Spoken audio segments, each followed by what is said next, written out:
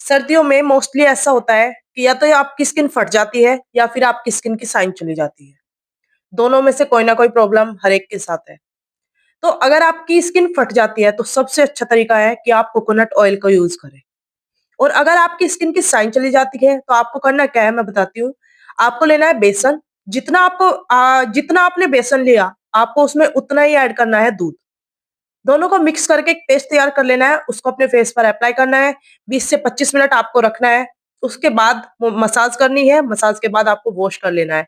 2 से 3 बार आप इस पेस्ट को यूज़ करेंगे तो आपके फेस पर शाइन आ जाएगी और आपका फेस ग्लो भी करेगा। और ऐसे ही अच्छे-अच्छे टिप्स जानने के लिए फॉलो करें।